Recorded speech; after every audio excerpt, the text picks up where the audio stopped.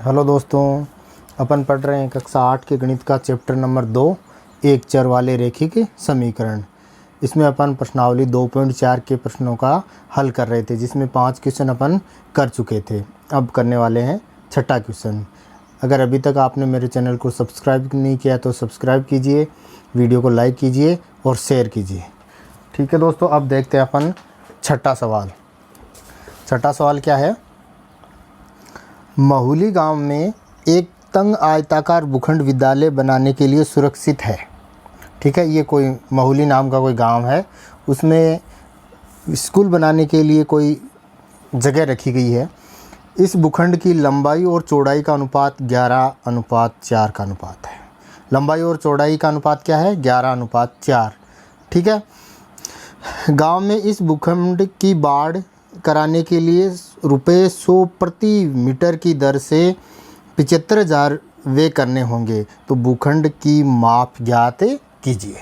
ठीक है दोस्तों, इस सवाल को पहले समझना है, समझने के बाद में बिल्कुल ये सरल हो जाएगा। देखो, ये कह रहा है कि भूखंड पे बाढ़ करनी है, यानी चारों तरफ से उसके बाढ़ करनी है। ठीक है, और उस पर क्या रेट लग रही है? ₹100 प्रति मीटर के हिसाब से। और टोटल कितने रुपए लग रहे हैं? 75,000। तो अब देखो, प्रति मीटर के लग रहे हैं ₹100, तो 75,000 लग रहे हैं, तो अपन क्या करेंगे? 75,000 में 100 का भाग दे देंगे, तो वो क्या आ जाएगी? उसकी मीटर में उसका परिमाप आ जाएगा, यानी चारों तरफ का माप उसका आ जाएगा। और चारों तरफ का माप होगा, उस माप को अपन 11:4 के अंदर डिवाइड कर देंगे। ठीक है दोस्तों, देखते हैं। देखो, भूखंड का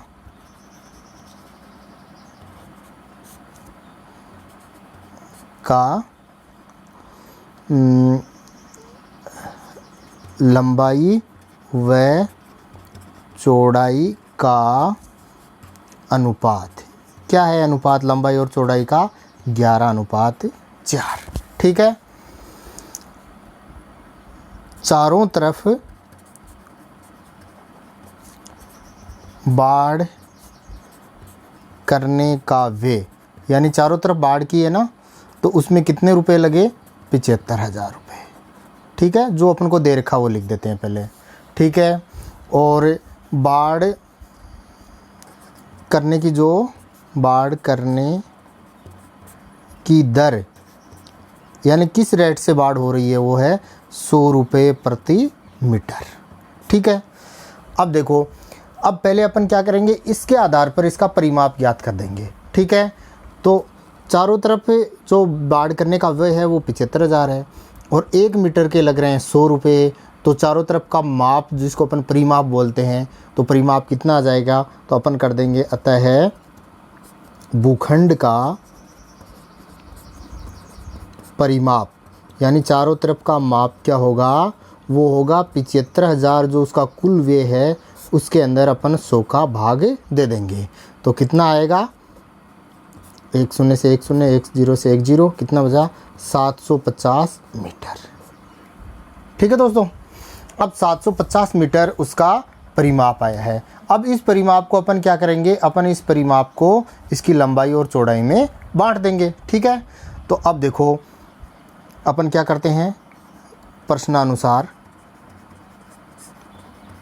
क्या करते हैं? इसका जो लंबाई है वो कितनी है? 11, और चौड़ाई जो कितनी है? वो है 4। तो 11 और 4 का अनुपात के अंदर अपन इसको बांट देते हैं। अब देखो, परिमाप है, तो परिमाप को अपन कैसे करते हैं? देखो, मेरी बात सुनो। ये जैसे मान लो आयताकार भूखंड है, तो इसका परिमाप देखो किसे कहते हैं? यहाँ से लेकर ये दूरी चलेंगे, फिर ये दूरी चलेंगे, फिर ये दूरी चलेंगे, फिर ये दूरी चलेंगे, तो ये इसका परिमाप आ जाएगा। यानी 2 बार तो चौड़ाई का जोड़ हुआ और 2 बार लंबाई का जोड़ हुआ। तो अपन इसको लिख दें, तो अपन क्या लिखेंगे? जैसे मैंने बताया कि अनुपात में दी हुई, तो अपन उसके आगे x लिख देते हैं। तो मैं लिख दूं, जैसे लंबाई 11x प्लस चौड़ाई 4x। अब 2 बार जोड़नी है इसको, तो 11x प्लस 4x। इन चारों तरफ की को जोड़ा, जैसे ये मान लो 4x है, ये 4x है, ये 11x है, ये 11x है। ठीक है, तो इसको जोड़ा, तो इसका चारों तरफ का माप आया, वो क्या आया? 750 मीटर। ठीक है, आप इसके परिमाप का सूत्र भी लगा सकते हो। परिमाप का सूत्र क्या होता है? 2 लंबाई जोड़ चौड़ाई, ये भी लगा सकते हो आप, इसका लगाना चाहो तो। अगर नहीं लगाना चाहो तो, अगर सीधे वे में समझना चाहो तो इसको ऐसे समझ सकते हो। ठीक है, अब देखो इस समीकरण को हल कर लेते हैं अपन। कितना हुआ, 11 11 22 और 8 30x। 30x बराबर क्या आया, 750। तो x बराबर क्या आया, 750 बटे 30। एक जीरो से एक जीरो कट गई, कितना आया, x बराबर 25। ठीक है, अब x बराबर 25 आया है। ठीक है, तो अपन क्या करते हैं, अपन ने लंबाई कितनी ली थी 11x और चौड़ाई कितनी ली थी 4x। तो अपन क्या कर देंगे, अतः लंबाई कितनी आई 11x, तो 11x का मान कितना है 25। तो 11 को 25 से गुणा किया तो कितना आया 250 और 275 मीटर। ठीक है, और चौड़ाई कितनी है, चौड़ाई है 4x। तो 4x को 4 को गुणा करने x की जगह 25, तो कितना आएगा 100 मीटर आंसर। तो ये लंबाई और चौड़ाई अपने पास से आयताकार भूखंड की आ गई। ठीक है, अब देखते हैं आगे वाला सवाल। 7वां क्वेश्चन देखो, हसन स्कूली वर्दी बनाने के लिए 2 प्रकार के कपड़ा खरीदता है। हसन नाम का कोई टेलर है जो स्कूल की ड्रेसें बनाता है, वो 2 प्रकार के कपड़े खरीदता है। इसमें से कमीज़ के कपड़े का भाव 50 रुपये प्रति मीटर। ठीक है, पतलून यानी पेंट के कपड़े का भाव 90 रुपये प्रति मीटर है। वह कमीज़ के 3 मीटर कपड़े के लिए पतलून का 2 मीटर कपड़ा खरीदता है। ठीक है, यानी वो कपड़े खरीदता है तो उसको ड्रेस बनानी है, तो उसका जो शर्ट है उसकी रेट है 50 रुपये प्रति मीटर, और जो पेंट है उसकी जो रेट है कपड़े की उसकी है 90 रुपये प्रति मीटर। अब वो ड्रेस बनाएगा तो वो एक ड्रेस के अंदर 3 मीटर तो शर्ट काम मिलेगा और 2 मीटर पेंट काम मिलेगा। ठीक है, तो 2 मीटर कपड़ा पेंट में लगेगा और 3 मीटर कपड़ा शर्ट में लगेगा। तो इस आधार पर वो कपड़े का मैच करके खरीदेगा, और वह इस कपड़े को क्रमशः 12% व 10% के लाभ से बेचकर 36,600 रुपये प्राप्त करता है। तो उसने पतलून के लिए कितना कपड़ा खरीदा। देखने में थोड़ा सा टफ लग रहा है, लेकिन अपन करेंगे तो बिल्कुल इजी हो जाएगा। देखो इसको करते हैं, अपन करते हैं कि कपड़े का भाव क्या है, पहले तो अपन लेते हैं शर्ट या कमीज़, कुछ भी ले सकते हो, और दूसरा अपन लेते हैं पतलून या पैंट, आप जो चाहो तो वो ले सकते हो। ठीक है, तो भाव है वो क्या है, शर्ट वाले का भाव क्या है 50 रुपये प्रति मीटर। ठीक है, और पेंट वाले का क्या भाव है 90 रुपये प्रति मीटर। ठीक है दोस्तों, और उसका ड्रेस में किस अनुपात में लगेगा, वो ड्रेस में लगे कपड़े का अनुपात, इस सबको एक साथ लिख लेते हैं। अनुपात क्या है, शर्ट में अगर 3 मीटर लगेगा तो पेंट में 2 मीटर लगेगा, उसने बताया है। ठीक है, अब देखो, अब उसके अंदर लाभ है, बिक्री पर लाभ, यानी वो उसको बेचता है तो बिक्री पर लाभ उसको क्या होता है, शर्ट पर कितना होता है 12% का, और पेंट पर कितना होता है 10% का। ठीक है, और कुल विक्रय मूल्य कितना हो गया, यानी कुल कितने में बेचा उसने, कुल विक्रय मूल्य जो उसका है वो क्या है 36,600 रुपये। ये अपन ने उसको पूरा लिख दिया। ठीक है, अब ये लिखने के बाद में अब अपन इस सवाल को आगे हल करते हैं। देखो, सबसे पहले अपन को इसका समीकरण बनाना है। समीकरण बनाने के लिए पूरी तरह से इसको समझना पड़ेगा कि कैसे समीकरण अपन बनाएंगे। देखो, प्रश्नानुसार अपन को क्या करना है, इसका समीकरण बनाना है। अब देखो, इसके बराबर कुल विक्रय मूल्य है तो बराबर में आएगा 36,600। ठीक है, अब 36,600 क्या है, 36,600 कैसे आएगा, पहले तो वो शर्ट का क्रय मूल्य लेगा और उसके ऊपर उसका 12% लाभ जोड़ेगा। ठीक है, फिर वो पेंट का क्रय मूल्य टोटल लेगा और उस पर 10% लाभ जोड़ेगा, तब जाके दोनों का मिला के 36,600 रुपये होंगे।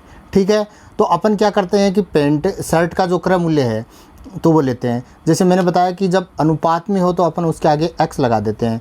अब जैसे उसने ड्रेस में कितना कपड़ा लगा, 3:2। अब अपन को पता नहीं है कि टोटल कितना कपड़ा लगा, तो अपन इसको ले लेते हैं, शर्ट वाले को 3x और पैंट वाले को 2x। तो देखो इसका शर्ट का जो टोटल कपड़े का जो क्रय मूल्य है, यानी खरीदने में कितना लगा, 3x तो उसने कपड़ा खरीदा, ठीक है, और उसका भाव लगा 50 रुपये प्रति मीटर। ठीक है दोस्तों। अब देखो उसने क्या किया, उसने पैंट का कपड़ा खरीदा और उस पर भाव लगा 90 रुपये प्रति मीटर। तो 2x खरीदा और 90 का भाव लगा तो 90 से गुणा कर दिया। ठीक है। अब देखो इस पर लाभ, शर्ट वाले पर लाभ ले लेते हैं। शर्ट वाले पर लाभ कितना है, ये जो उसका क्रय मूल्य है इस पर 12% है। ठीक है, तो ये क्रय मूल्य कितना है, 3x गुणा 50 पर 12%। 12% का मतलब 12/100। और इसके अंदर पैंट वाले पर लाभ कितना, 10%। तो 2x गुणा 90 का 10%। ठीक है, बराबर इन सबको जोड़ेंगे, शर्ट का क्रय मूल्य, पैंट का क्रय मूल्य, शर्ट पर लाभ, पैंट पर लाभ, इन सबको मिलाएंगे तो वो हो जाएगा 36,600। ठीक है, अब इस समीकरण को अपन हल कर देते हैं। देखो कितना हुआ, 3 को 50 से गुणा किया 150x प्लस 90 को 2 से गुणा किया 180x प्लस, अब देखो कुछ कट रहा है, 1 0 से 1 0, तो कितना आया, 12 पंजे 60। ठीक है, और 60 में 10 का भाग देंगे तो आ जाएगा 6। 6 का 3 से गुणा किया 18, 18x प्लस, अब देखो 1 0 से 1 0 कट गया। ठीक है, अब सॉरी ये 90 था, दूसरे 0 से दूसरे 9 दूनी 18x बराबर 36,600। ठीक है दोस्तों। अब देखो 180x, 150x, 18x और 18x, इनको अपन जोड़ते हैं तो कितना आता है, इनको जोड़ते हैं तो अपने पास आता है 366x बराबर 36,600। ठीक है, अब देखो इसको x बराबर क्या आएगा, 36,600 बटे 366, तो इसके अंदर भाग देंगे तो कितना आएगा, x बराबर कितना आएगा, 100। अब x बराबर 100 आया है। ठीक है, अब इसने पूछा क्या था, उसने पूछा था कि पतलून के लिए कितना कपड़ा चाहिए, उसने कितना कपड़ा खरीदा। तो अब देखो पतलून के लिए अपन ने कितना कपड़ा लिया था, पतलून के लिए कितना कपड़ा लिया था, 2x। तो अपन लिख देंगे अतः पतलून या पैंट के लिए कपड़ा खरीदा बराबर कितना खरीदा था, 2x। 2x की जगह कितना आएगा, 100 बराबर 200 मीटर आंसर। ठीक है दोस्तों, अब देखते हैं नेक्स्ट सवाल। अपना जो 8 नंबर का क्वेश्चन है वो क्या है, हिरणों के एक झुंड का आधा भाग मैदान में चर रहा है। यानी हिरणों का एक झुंड है, हिरणों की एक टोली है, वो कितनी है वो अपन ज्ञात करेंगे आगे। उसका आधा भाग मैदान में चल रहा है। ठीक है, यानी जैसे 10 हैं तो उसमें से 5 तो मैदान में चल रहे हैं। शेष का 3/4 पड़ोस में ही खेल कूद रहा है। यानी जो शेष बचे हैं, यानी आधे जो बचे हैं, उसका 3/4 क्या कर रहा है, पड़ोस के जो पड़ोस में ही खेल कूद रहा है, यानी उधर उधर वो घूम रहा है। और जो शेष बचे हैं, आधे चल रहे हैं, आधे जो बचे हैं उनका 3/4 खेल कूद कर रहा है, और जो शेष बचे हैं वो हिरण एक तालाब में पानी पी रहे हैं। ठीक है, तो शेष कितने बचे हैं, 9 हिरण बचे हैं। ठीक है, जो शेष बचे हैं 9, वो क्या कर रहे हैं, तालाब में पानी पी रहे हैं। तो झुंड में हिरणों की संख्या ज्ञात कीजिए। देखो बहुत ईजी है, अपन इसको आसानी से कर लेंगे।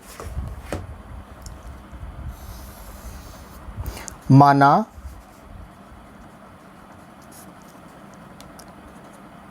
हिरणों की कुल संख्या, हिरणों की कुल संख्या क्या होगी, अपन क्या मानेंगे, x मानेंगे। ठीक है, अब देखो हिरणों की अपन ने कुल संख्या x मान ली, तो अब उसके क्या है कि आधे तो मैदान में चल रहे हैं, तो मैदान में चल रहे हैं कितने, आधे, यानी x/2। ठीक है, अब खेल कूद कितने कर रहे हैं, खेल कूद कितने कर रहे हैं, जो आधे बच्चे हैं, आधे तो ये आ गए, और आधे जो बच्चे हैं यानी x/2 आधे जो बच्चे हैं उसका 3/4 यानी गुणा 3/4 क्या कर रहे हैं, खेल कूद कर रहे हैं। ठीक है, और क्या कर रहे हैं, शेष पानी पी रहे हैं, और शेष कितने हैं, 9 हैं। तो पानी कितने पी रहे हैं, पानी पी रहे हैं कितने, 9। ठीक है, अब अपन देखो इसका समीकरण बनाते हैं प्रश्नानुसार। अब देखो अपन इसका समीकरण कैसे बनाएंगे, अपने पास संख्या है 9। अब ये क्या है, ये जो टोटल है उसमें से मैदान में चल रहे हैं उनको भी घटाना है, और खेल कूद कर रहे हैं उनको भी घटाना है, जो शेष बच रहे हैं वो है 9। तो अपन क्या करेंगे, कुल में से ये दोनों घटा देंगे तो शेष बच जाएगा, और शेष अपने पास कितना आ जाएगा, 9 आ जाएगा। तो मैं इसका समीकरण बनाता हूँ। देखो x तो अपने पास टोटल है, उसमें से आधों को मैदान में चरा देते हैं। ठीक है, और इसके अंदर और क्या घटाते हैं, इसके अंदर और घटा देते हैं कि जो खेल कूद कर रहे हैं, खेल कूद कितने कर रहे हैं, देखो x/2 जो शेष बचे थे उसका 3/4, तो 3 को x से गुणा किया 3x, और 4 को 2 से गुणा किया 8। ठीक है, अब x में से इन दोनों को अपन ने घटा दिया, तो घटाने के बाद में शेष जो पानी पी रहे हैं उनकी संख्या क्या बची, 9। बन गया समीकरण। अब इस समीकरण को अपन हल कर लेते हैं। इसके बटे में 1 है ही, ठीक है, इसका अपन क्या करते हैं, लघुत्तम लेते हैं, बराबर तो 9 आएगा ही। लघुत्तम कितना, ऐसी संख्या लेते हैं जिसमें इन तीनों का नीचे वाले हर का भाग चला जाए। तो 8 अपने पास बेस्ट है, तो 1 का भाग 8 में दिया तो कितनी बार गया, 8 बार। 8 को x से गुणा किया तो 8x, माइनस 2 का भाग 8 में कितनी बार गया, 4 बार। 4 को x से गुणा किया 4x, माइनस 8 का भाग 8 में 1 बार, 1 को 3 से गुणा किया 3 और x। ठीक है दोस्तों, अब देखो माइनस के कितने हो गए, माइनस के 4x और 3x कितने हो गए, 7x, और प्लस का कितने 8x, तो कितना बचा, प्लस का 1x बटे 8 बराबर 9। तो x बराबर क्या आया, 9 गुणा 8, और कितना आया 72। ठीक है, तो कुल हिरणों की संख्या पूछी है, तो कुल हिरणों की पूछी थी ना इसने संख्या, तो झुंड में हिरणों की संख्या ज्ञात कीजिए। तो झुंड x बराबर अपना कितना आया 72, 72। तो उसने अपन ने हिरणों की संख्या कितनी ली थी, x, तो अपन लिख सकते हैं अतः झुंड में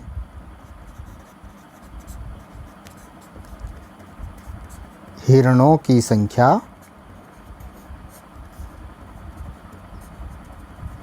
बराबर 72 आंसर। ठीक है दोस्तों, अब देखते हैं नेक्स्ट क्वेश्चन। 9 नंबर का अपना क्वेश्चन है कि दादाजी की आयु अपनी पोत्री की आयु की 10 गुनी है। यानी दादाजी की जो आयु है वो पोत्री की आयु की 10 गुनी है, तो अपन को किसकी माननी पड़ेगी, अपन को x पोती की माननी पड़ेगी। क्यों, क्योंकि पोती से 10 गुना अपन क्या करेंगे, दादाजी की करेंगे। तो पोती की अपन x मानेंगे तो दादाजी की क्या हो जाएगी, 10x हो जाएगी।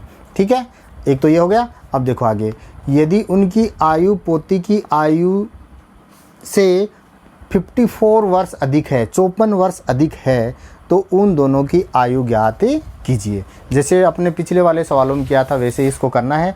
दोनों की आयु अपन को क्या करना है, x माननी है। तो सबसे पहले मैंने बताया किसकी माननी है, पोती की। तो माना पोत्री की आयु कितनी, x। ठीक है, तो अतः है दादाजी की आयु कितनी हो जाएगी, पोती से 10 गुना यानी 10x। ठीक है, अब ये तो बन गया। अब ये क्या कह रहा है कि दादाजी और उन दोनों की क्या आयु बतानी है, और दादाजी की आयु है वो पोती की आयु से कितनी है, 54 वर्ष अधिक है। तो अपन इसका समीकरण बना देते हैं प्रश्नानुसार। प्रश्नानुसार क्या है कि जो पोती की आयु है और जो दादाजी की आयु है, ठीक है, अब वो अधिक कौन सी है, दादाजी वाली है। कितनी है, 54 वर्ष है। तो अपन पोती वाली आयु के अंदर अगर 54 जोड़ देते हैं तो वो दादाजी के बराबर हो जाती है। तो x + 54 कितनी आएगी, बराबर 10x।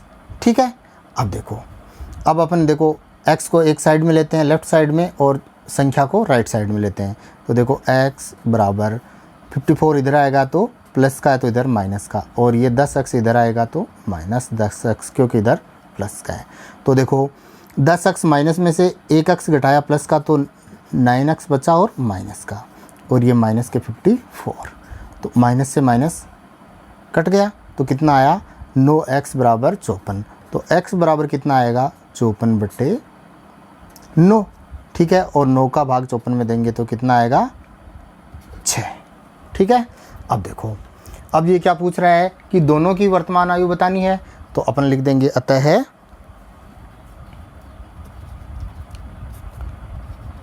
पौत्री की आयु अपन ने कितनी ली थी, x ली थी, और x बराबर कितना आया 6, तो कितनी हो गई 6 वर्ष। और दादाजी की आयु,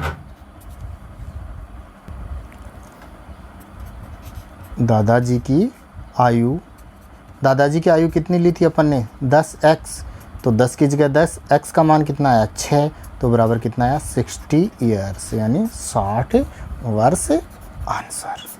ठीक है, अब देखते हैं लास्ट सवाल नंबर 10।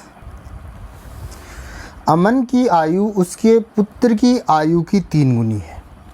तो वही है, अपन को किसकी लेनी है, पुत्र की लेनी है, और अमन की आयु उसके 3 गुना कर देनी है। तो पुत्र की आयु अपन x लेंगे तो अमन की आयु कितनी हो जाएगी 3x हो जाएगी। 10 वर्ष पहले उसकी आयु पुत्र की आयु की 5 गुनी थी, तो दोनों की वर्तमान आयु ज्ञात कीजिए। ठीक है, तो अपन करते हैं, देखो, माना पुत्र की आयु x, अतः अमन की आयु पुत्र से 3 गुना है तो 3x। ठीक है, अब 10 वर्ष पहले, 10 वर्ष पूर्व या पहले पुत्र की आयु, 10 वर्ष पहले पुत्र की आयु कितनी हो जाएगी, आज जो आयु है उससे 10 वर्ष कम, तो x माइनस 10। और 10 वर्ष पहले अमन की आयु कितनी हो जाएगी, जो वर्तमान है उससे 10 कम, तो वर्तमान कितनी है 3x, 3x में से 10 घटा दिया तो 3x माइनस 10। ठीक है, अब ये क्या कह रहा है कि 10 वर्ष पहले उनकी आयु पुत्र की आयु की 5 गुनी थी। अब देखो इसका समीकरण बनाना है। प्रश्नानुसार अपन को क्या करना है, पुत्र की आयु 10 वर्ष पहले की लेनी है, क्योंकि 10 वर्ष पहले की इसने कंडीशन दी है, तो x माइनस 10, और अमन की आयु है 3x माइनस 10। ठीक है, वो क्या कह रहा है कि अमन की आयु उस पुत्र की आयु से 5 गुना थी, यानी पुत्र की आयु को अपन 5 से गुणा कर दें तो वो अमन की आयु के बराबर हो जाएगी 10 वर्ष पहले वाली। ठीक है, तो कर दिया गुणा अपन ने। अब ऐसे समीकरण को हल कर लेते हैं। देखो बाहर वाली जो संख्या होती है, कोष्टक के अंदर जो भी संख्या होती है सबसे गुणा होती है। तो देखो 5 को x से गुणा किया 5x, प्लस माइनस 5 को 10 से गुणा किया 50 बराबर 3x माइनस 10। ठीक है, अब देखो संख्या को अपन एक साइड में कर देते हैं, x को एक साइड में कर देते हैं।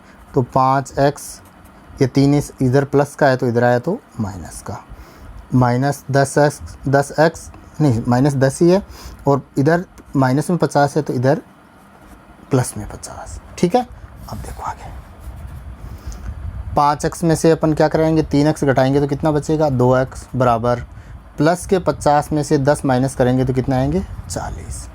तो x बराबर क्या आएगा 40/2 बराबर 20। x बराबर 20 से आया है। ठीक है, तो अब अपन क्या करें, दोनों की वर्तमान आयु बतानी है। तो अतः पुत्र की आयु बराबर क्या मानी थी अपन ने x, तो x बराबर क्या आया 20 वर्ष। अमन की आयु अपन ने क्या मानी थी 3x, तो 3 तो आ गया, x बराबर क्या आया 20, तो कितना आया 60 वर्ष आंसर।